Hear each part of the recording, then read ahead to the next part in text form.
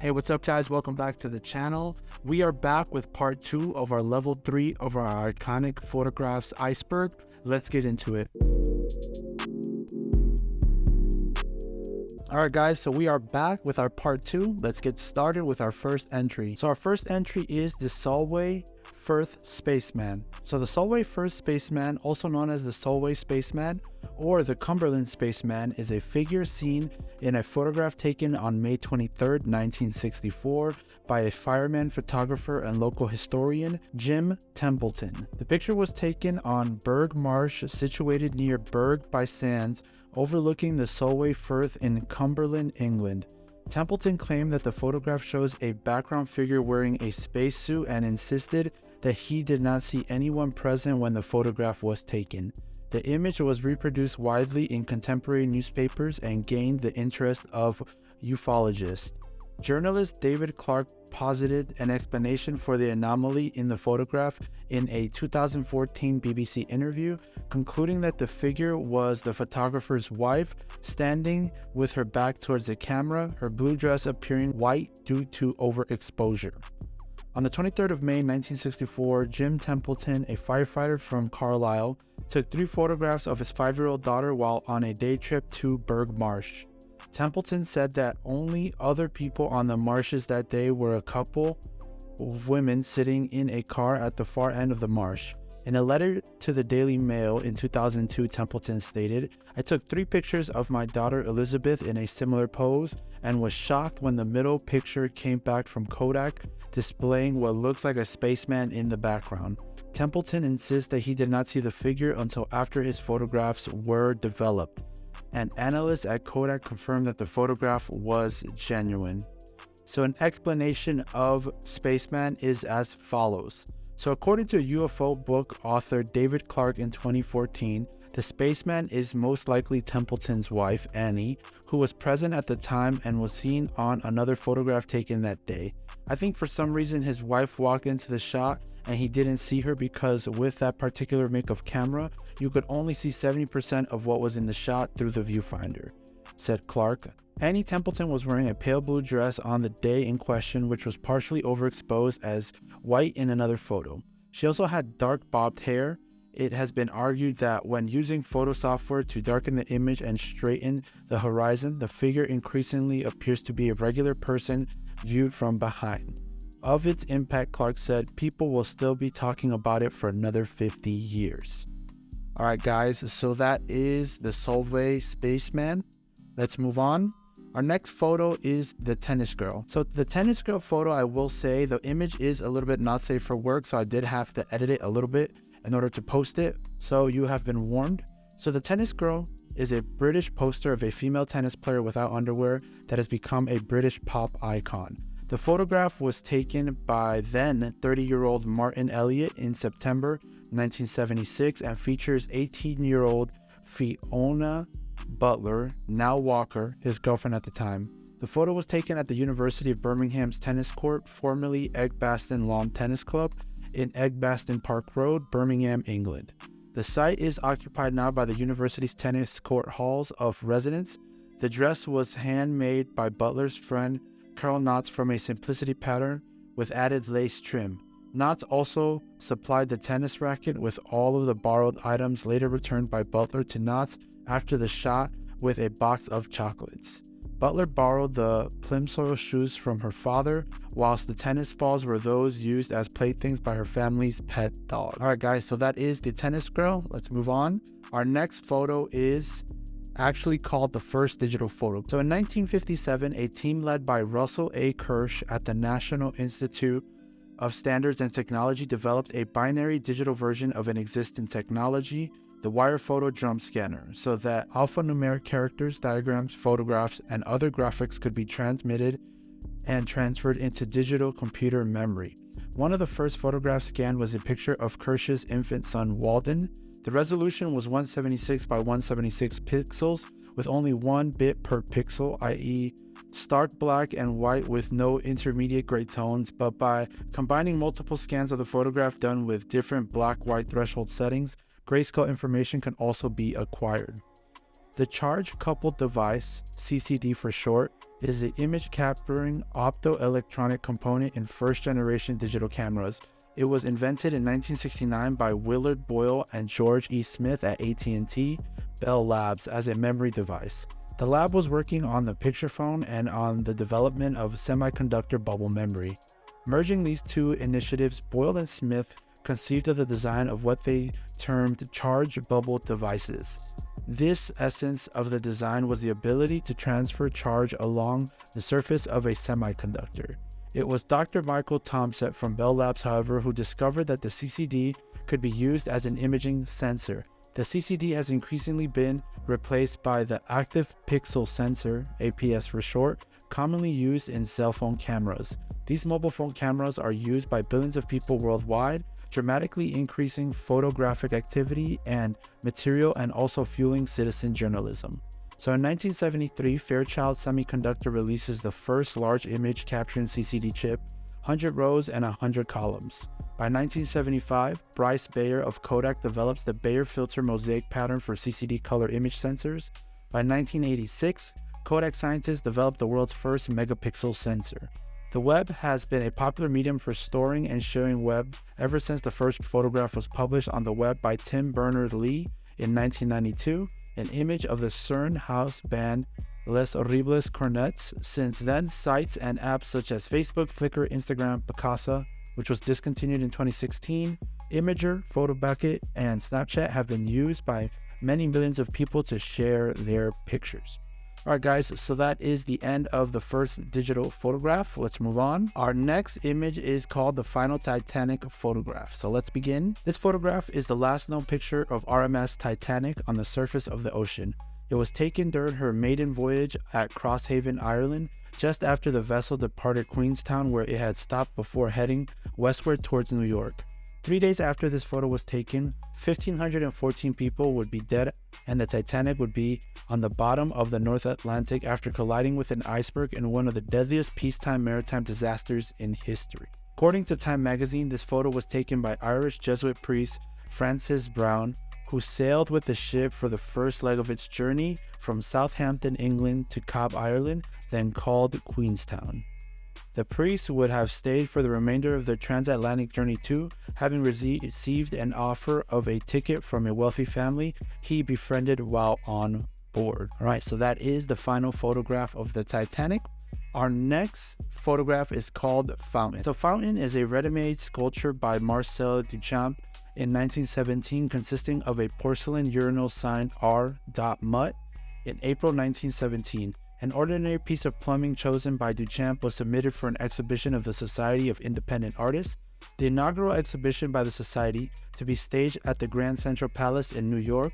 When explaining the purpose of his ready-made sculpture, Duchamp stated that they are everyday objects raised to the dignity of a work of art by the artist's act of choice. In Duchamp's presentation, the urinal's orientation was altered from its usual positioning. Fountain was not rejected by the committee since Society rules stated that all works would be accepted from artists who paid the fee, but the work was never placed in the show area. Following that removal, Fountain was photographed at Alfred Stieglitz's studio, and the photo published in the Dada journal, The Blind Man. The original has been lost. The work is regarded by art historians and theorists of the avant-garde as a major landmark in 20th century art. 16 replicas were commissioned from Duchamp in the 1950s and 60s and made to his approval. Some have suggested that the original work was by the female artist Elsa von Freytag Loringhoven, who had submitted it to Duchamp as a friend, but art historians maintain that Duchamp was solely responsible for Fountain's presentation. Fountain is included in the Marcel Duchamp Catalogue Raison by Arturo Schwartz, the complete works of Marcel Duchamp, under number 345. Alright y'all, so that is the photo Fountain. Let's move on. Our next photo is called Pluto Discover. And again, with this sort of image, I believe that the background information we have has more to do with Pluto itself and less with the photograph. But again, we're going to commend all the work that went into creating this iceberg, so we will honor it by reading the description that we have. So Pluto, minor planet designation 134340 Pluto, is a dwarf planet in the Kuiper Belt, a ring of bodies beyond the orbit of Neptune. It is the 9th largest and 10th most massive known object to directly orbit the Sun. It is the largest known trans-Neptunian object by volume by a small margin, but is slightly less massive than Eris. Like other Kuiper Belt objects, Pluto is made primarily of ice and rock and is much smaller than the inner planets, compared to Earth's moon. Pluto has only 1/6 its mass and 1/3 its volume. Pluto has a moderately eccentric and inclined orbit ranging from 30 to 49 astronomical units, or AUs, or 4.5 to 7.3 billion kilometers, or 2.8 to 4.6 billion miles from the Sun. Light from the Sun takes 5.5 hours to reach Pluto at its average distance of 39.5 AU, or 5.91 billion kilometers / 3.67 billion miles. Pluto's eccentric orbit periodically brings it closer to the Sun than Neptune, but a stable orbital resonance prevents them from colliding. Pluto has 5 known moons: Charon, the largest, whose diameter is just over half that of Pluto, Styx, Nix, Kerberos, and Hydra. Pluto and Charon are sometimes considered a binary system because the barycenter of their orbits does not lie within their either body, and they are tidally locked.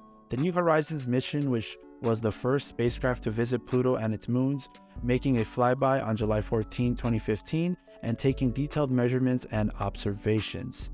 Pluto was discovered in 1930, the first object in the Kuiper Belt. It was immediately hailed as the 9th planet, but its planetary status was questioned when it was found to be much smaller than expected.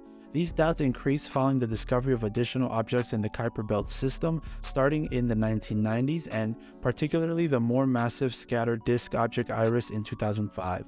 In 2006, the International Astronomical Union, IAU for short, formally redefined the term planet to exclude dwarf planets such as Pluto. Many planetary astronomers, however, continue to consider Pluto and other dwarf planets to be planets. So that is all we have for the Pluto Discovery image. Let's move on. Our next image is called the first photo of Mars. So the first photograph ever taken on the surface of the planet Mars was obtained by Viking 1 just minutes after the spacecraft landed successfully on Mars in July 1976. Alright guys, so that is all we have for this entry. I do apologize since it is short, but this does come directly from NASA, so I bet you they have a reason for keeping this description and history very short. Let's move on. Our next photo is the first photo of a president. So John Quincy Adams, the 6th president of the United States and son of 2nd president of the United States, John Adams, is the first president ever to be photographed, and that image can be seen here. This image of John Quincy Adams is the earliest known photo of a US president to still exist and was taken in March 1843 when he was 75 years old and serving as the representative of Massachusetts' 8th Congressional District. 14 years after the end of his presidency, it was taken in Washington, D.C. by the photographic film Southworth and Hawes and given to his friends and fellow representative Horace Everett. Quincy Adams died on the 23rd of February 1848 at the age of 80, almost 5 years after this photo was taken. Alright guys, so that is all we have for the first photo of the president. Let's move on. Alright y'all, so our next photo is called the Black Knight. So the Black Knight satellite conspiracy theory claims that a spacecraft of extraterrestrial origin is in near polar orbit of the Earth, and that NASA is covering up its existence and origin. This conspiracy theory combines several unrelated stories into one narrative. A photo taken during the STS-88 mission claimed by some to show the Black Knight satellite is cataloged by NASA as a photo of space debris, and space journalist James Oberg considers it as probable debris of a thermal blanket confirmed as lost during the mission. According to some UFO conspiracists, the Black Knight is an artificial satellite of extraterrestrial origin that has orbited Earth for approximately 13,000 years. The satellite story is most likely a conflation of several disconnected stories about various objects and their interpretations, all of them well documented independently and none using the term Black Knight upon their first publication. According to Senior Education Support Officer Martha Redpath of Armagh Planetarium in Northern Ireland, Black Knight is a jumble of completely unrelated stories, reports of unusual science observations, authors promoting fringe ideas, classified spy satellites, and people overinterpreting photos. These ingredients have been chopped up, stirred together, and stewed on the internet to one rambling and consistent dollop of myth. The origin of the Black Knight legend is often retrospectively dated back to natural extraterrestrial repeating sources supposedly heard during the 1899 radio experiments of Nikola Tesla, and long-delayed echoes first heard by amateur radio operator Jørgen Haas in Oslo, Norway in 1928. Brian Dunning of the Skeptoid podcast attributes Tesla's 1899 radio signals to pulsars, which were not identified until 1968. In 1954, UFO researcher Donald Cahoe told newspapers that the United States Air Force had reported that 2 satellites orbiting Earth had been detected. At that time, no one country had the technology to launch a satellite. Skeptics have noted that Cahoe had been promoting a UFO book at the time, and the news stories were likely written tongue-in-cheek and not intended to be taken seriously. A British rocket called the Black Knight rocket was used in conjunction with the Blue Streak missile program between 1958 and 1965 to test re-entry vehicles. A Black Knight satellite launcher project announced in 1964 was considered a priority by the Ministry of Aviation. The program never put anything into orbit and is unrelated to the Black Knight satellite legend. In February 1960, the Time reported that the US Navy had detected a dark object thought to be a Soviet spy satellite in orbit. A follow-up article confirmed that the object was the remains of an Air Force Discover 8 satellite that had gone astray. In 1963, astronaut Gordon Cooper supposedly reported a UFO sighting during his 15th orbit in Mercury 9 that was confirmed by tracking stations, but there is no evidence that this happened. Neither NASA's mission transcripts nor Cooper's personal copies show any such report being made during the orbit. In 1973, Scottish author Duncan Lunnan analyzed the long-delayed radio echoes received by Halls and others and speculated that they could possibly originate from a 13,000-year-old alien probe located in an orbit around the Earth's moon. He suggested that the probe may have originated from a planet located in the solar system of star Epsilon Boötis. Lunnan later retracted his conclusions, saying that he made outright errors and that his method had been unscientific. Space debris photographed in 1998 during the STS-88 mission has been widely claimed to be the Black Knight satellite. Space journalist James Ober considers it probable that the photographs are a thermal blanket that was confirmed as lost during an EVA by Jerry L. Ross and James H. Newman. Alright, so that is the Black Knight. Let's move on. Our next photo is called Billy the Kid. So Billy the Kid, born Henry McCarthy, September 17th or November 23rd, 1859 to July 14th, 1881, also known by the pseudonym William H. Bonney, was an outlaw and gunfighter of the American Old West, who is alleged to have killed 21 men before he was shot and killed at the age of 21. He also fought in New Mexico's Lincoln County War, during which he allegedly committed 3 murders. McCarthy was orphaned at the age of 15. He was first arrested for stealing food at the age of 16 in 1875. 10 days later, he robbed a Chinese laundry and was arrested again, but escaped shortly afterwards. He fled from New Mexico territory into neighboring Arizona territory, making himself both an outlaw and a federal fugitive. In 1877, he began to call himself William H. Bonney. After killing a blacksmith during an altercation in August 1877, McCarty became a wanted man in Arizona and returned to New Mexico, where he joined a group of cattle rustlers. He became well known in the region when he joined the Regulators and took part in the Lincoln County War of 1878. He and 2 other Regulators were later charged with killing 3 men, including Lincoln County Sheriff William J. Brady and one of his deputies. McCarthy's notoriety grew in December 1880 when the Las Vegas Gazette in Las Vegas, New Mexico, and the Sun in New York City carried stories about his crimes. Sheriff Pat Garriff captured McCarty later that month. In April 1881, McCarty was tried for and convicted of Brady's murder and was sentenced to hang in May of that year. He escaped from jail on April 28th, killing 2 sheriff deputies in the process, and evaded capture for more than 2 months. Garrett shot and killed McCarty, by then age 21, in Fort Sumner on July 14, 1881. During the decades following his death, legends grew that McCarty had survived, and a number of men claimed to be him. Billy the Kid remains one of the most notorious figures from the era, whose life and likeness have been frequently dramatized in Western popular culture. He has been a feature of more than 50 movies and several television series. So that is Billy the Kid. Let's move on. Our next photo is called Dancing Man. Dancing Man is the name given to a photograph of a man who was filmed dancing on the streets in Sydney, Australia after the end of World War II. On August 15, 1945, a cameraman, Jim Pearson, took note of the man's joyful expression and dance and asked him to do it once again. The man consented. It was caught on motion picture film in an Australian edition of the Newsreel Movietone News.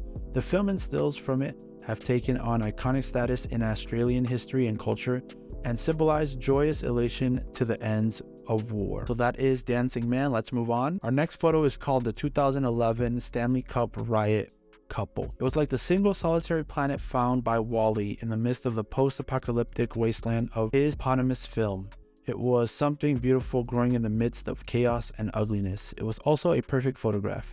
Framed by a blurry police officer in the foreground and the smoking crowds in the background, there in the midst of a riot, a couple kissing in the middle of a Vancouver street, practically glowing in the illumination of street lights. With the 2011 Stanley Cup Riot making international news, it was destiny that this unlikely juxtaposition of romance and riot would go viral. 10 years later, the couple in the photograph are still together.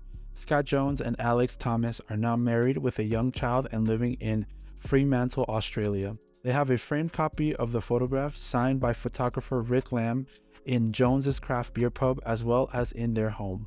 The couple was at a friend's house in downtown Vancouver to watch Game 7 and got caught in the crowd as they tried to get home. As riot police herded crowds down the street, Thomas was knocked on the ground by an officer's shield. It was a very intense situation.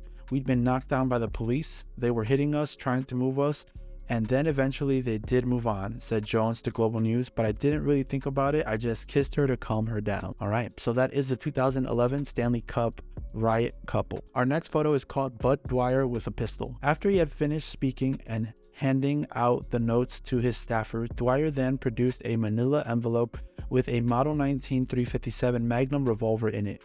When the crowd in the room saw that Dwyer had pulled out of the envelope, the mood changed immediately from one of waiting to see whether he would resign his office to one of panic, as nobody knew what he was planning to do with the gun.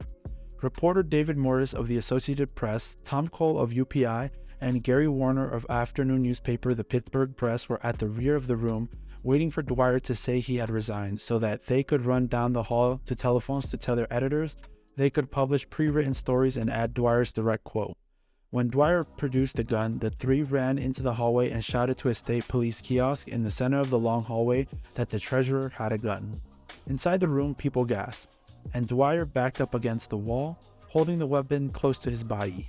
Dwyer calmly said, "Please, please, please, leave the room if this will affect you." Among those who stayed, some pleaded with Dwyer to surrender the gun, while others tried to approach him and seize the weapon. Dwyer warned against either actions, exclaiming his last words, don't, this will hurt someone."